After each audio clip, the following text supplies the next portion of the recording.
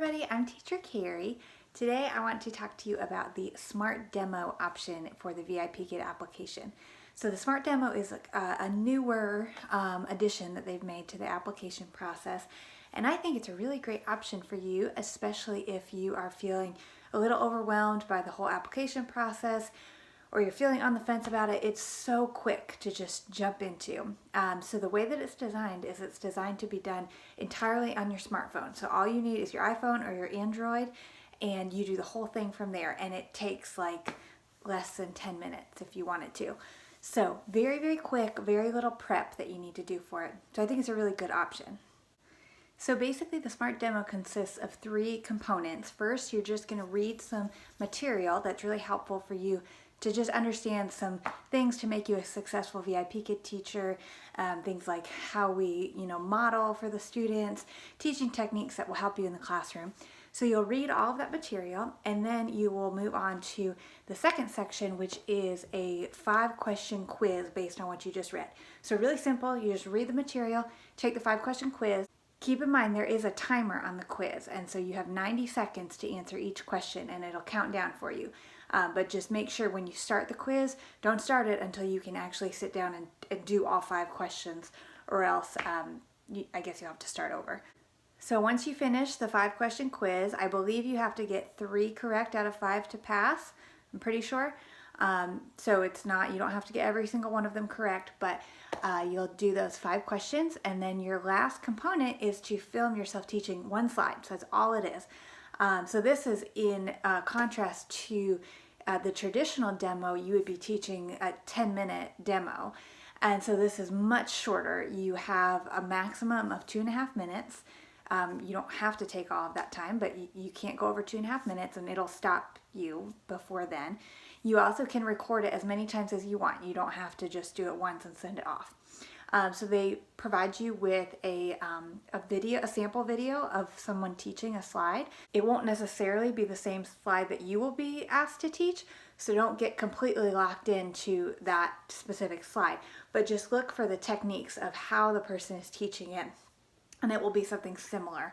But just know that you won't necessarily have that specific slide to teach. So once you've watched the sample video and you've reviewed all the instructions that they've given you, then you are ready to teach your slide. And so you will start recording, and you can record as many times as you want before you submit your final submission. But I just suggest don't overthink it. Just be, thinking about using those teaching techniques, speaking slowly, modeling, TPR, things like that, and just do your best. And it's just 1 slide. It's not too difficult. So I would say to just jump into it, go for it, and don't overthink it too much. That's the purpose of the Smart Demo, is just to make it really quick and get you in there. So I do want to go over a few tips for you to think about before you film your demo and as you're preparing for it. So some questions that you might have that will help you to think about. Number 1 is your background. Do you have to have an entire classroom set up for this Smart Demo? Absolutely not. You do not have to have a classroom. I would just suggest that you be against a blank wall. For example, today I am not filming in my classroom because, long story, but I'm taking a little bit of time off of teaching. I don't have my classroom up right at this moment. And so anyways, if you just want to position yourself in front of a blank wall similar to this would be a totally fine option for you. Just think about being somewhere where you don't have anything distracting behind you. So I do suggest a blank wall, as blank as it can be. Don't stress out if there's an outlet in it or something, or a light switch, but just something that's plain behind you. Somewhere with good lighting where you don't have a lot of really bad shadows on you. So I suggest maybe doing it during the day if you can, so that you can have some natural light.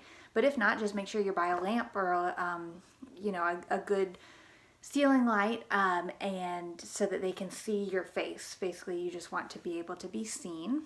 And then just make sure there's nothing distracting in your environment. So, if you have kids, just make sure that they're with somebody, somebody else is watching them for that 2.5 minutes so that you can film it. You don't want to have somebody interrupting you in the middle of it, or a lot of background noise. So just try to minimize those distracting things. But again, if something happens, if your 2-year-old does walk in, you can refilm it. It's not, you don't have to send in that one. So don't worry too much about it. But if you want to, I would suggest that you go ahead and set up your classroom, because VIPKID moves really quickly through the application process. So if you pass the smart demo, they're going to want you to go ahead and schedule your mock class right away if you can. So their goal is to have you schedule your mock class within 3 days of finishing your demo. So you might as well go ahead and have yourself all prepared. It doesn't have to be an elaborate classroom. I'm going to link below to my minimalist classroom setup, and even that is probably more than what you would need for your mock class. You can think very small for the beginning. You don't have to go out and purchase everything. You don't need to purchase anything at all if you don't want to. If you do want to purchase things, I highly recommend Dollar Tree, the teacher section in Dollar Tree. You can get a lot of good stuff for $1. So we'll get into that with the props. They have a whiteboard at Dollar Tree that I recommend for all teachers to get. So it's only $1 and you have a little handheld whiteboard. So all kinds of things you can get there, flashcards, stuff like that. So that's a great place to go so that you don't spend a ton of money. So if you want to set up your whole teaching background that you will keep once you go into the mock class and begin teaching, then that is fabulous and I would recommend it. But if you're not ready to do that, it's totally fine. Just position yourself in a blank wall and make sure that your camera is level and that you're squarely in the middle of it. You're not cutting off your head, or you're not looking up or down to look at the camera. Make sure that you're looking at the camera. Sometimes it's hard when you're filming yourself to know where to look. So make sure that you're looking in the right place to be making eye contact with the student. Next is props. So this one might make you a little bit nervous because, like I said, you don't know what slide they're going to give you to teach. And so there's not a lot that you can do to really prepare specifically for what, vocabulary it might be, or for whatever the teaching slide might be. But there's some really kind of foolproof props that you can use that are just good to have on hand. So if you want to just gather these, and then once you see what the teaching slide is, you'll have time, you can go and grab some other stuff if you think of something that might be helpful. So what I suggest that you just have on hand is that whiteboard that I mentioned from Dollar Tree. Go to their teacher section and you can get this for $1. It's just a little, mine is downstairs, I don't have it on me right now, but little whiteboard and a marker obviously. And that way you can write anything on there, any word that you're learning, phonics blends, grammar, like he runs, she runs, things like that. So that's just a really versatile prop that you can use in this. You will definitely use it in your mock class, and you will use it probably in every class that you teach. So do go ahead and pick up that $1 whiteboard unless you already have a whiteboard that you can use. Second, having some kind of a character is helpful, and it will probably come in handy no matter what the teaching slide is. So whether that's a puppet or a doll or a stuffed animal or anything, just something that can be a he or a she, or to demonstrate, whose ball is it? His ball, something like that. So that's a good one just to have on hand. You'll probably be able to incorporate it into whatever you're asked to teach. As long as you have those on hand, then I think that you will be totally set for your props, because once you see what that teaching slide is, you can just think quickly, what do I need to make this successful? Maybe you have kids who have toys that you could just grab one once you see what the content of that slide is. Or, maybe you can just draw a quick little picture of something simple like the sun or a ball or whatever. You don't have to have everything be elaborate or fancy. Just something that you can hold up to make it more interesting, to help explain what you are teaching. That'll be all that you need. Next, I definitely recommend that you do not hold your phone to film this. So don't try to teach like this. Even if you don't have a tripod, obviously a tripod is great, but if you don't have one, just find a way to prop up your phone. It doesn't have to be fancy. That's actually what I'm doing right now. I'm currently sitting on the floor with my phone propped up on the bed. So it doesn't have to be a really professional way to do it. Just find a way to prop your phone to where it's pretty level. It's, you're right in the middle of the frame. You're not looking up or down. But just make sure you want to have your hands free, because you want to be able to be showing that you can use TPR to teach things. That's total physical response. And that'll be one of the things that you're going to learn about in those reading materials that you will go through. I also recommend watching my teaching tips video to just get a more thorough understanding of all of these different teaching techniques that you'll use as a VIPKID teacher. But having your hands is super important. And so you'll need to have your hands free in order to use your body to move and to show the content that you're teaching. I also highly recommend using earbuds when you film. You don't have to have, a headset like you see most of the VIPKID teachers wearing. You'll eventually want one, although you can use earbuds too. It's not a big deal. But for this, you're just using your phone. All you need is just earbuds that have the built-in mic. But that will help the person reviewing your video to be able to hear you way better. And so it'll take out any chance that your audio is muffled or anything. So that just makes the audio much clearer. So I definitely recommend going ahead and using earbuds if you have them available to you. So that's pretty much it. You are ready to start your SMART demo. Keep in mind that from what I understand, once you begin the SMART demo and you take that quiz, you don't have to film right away. You can take a minute to gather props and watch the sample video and everything.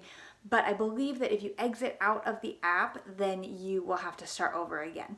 So just keep that in mind. If you take the quiz and then you want to maybe the next day film your teaching slide, you may have to go back to the beginning and start over. It's not the end of the world though, I would think, because it's just a 5-question quiz. And so if you are not able to film right away, all you'll have to do, from what I understand, is you can just start it over again and just take that quiz again, and it won't be too difficult to get through. But if possible, I recommend just setting aside a few minutes of your day to just go start to finish, get it done, send it off, bam, and then you're done. So don't overthink it too much. It's meant to be a super fast process. It's not meant to drag out. You're not meant to prepare overly for it. I tend to be an over preparer, so just I know that I would have the tendency to want to really practice and be totally prepared for it.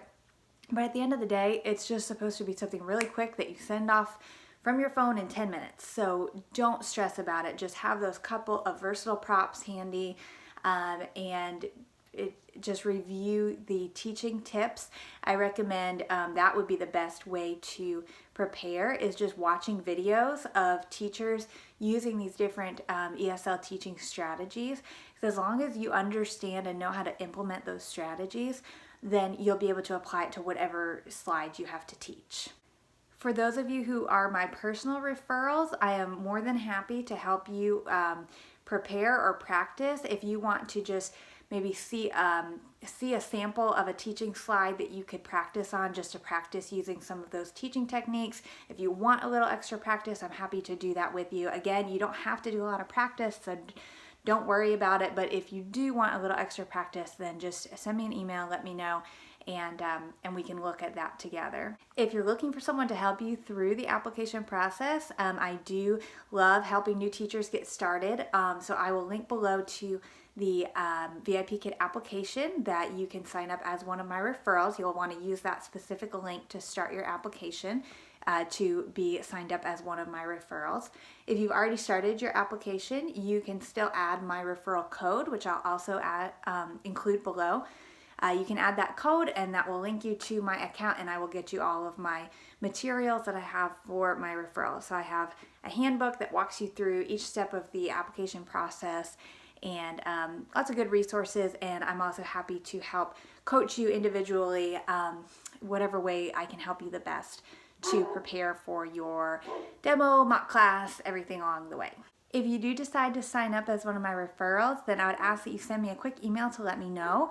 VIPKID no longer shares applicants' email addresses with referring teachers. So if you sign up and you don't email me, I don't have a way to contact you to give you those resources or to connect with you and see what I can do to help. So please do send me an email if you decide to apply using my link. So I'll put my email address below, and just let me know that you've applied, and I will get you all of that info and see how I can best help you along the way. Thanks so much for watching. Good luck with your demo.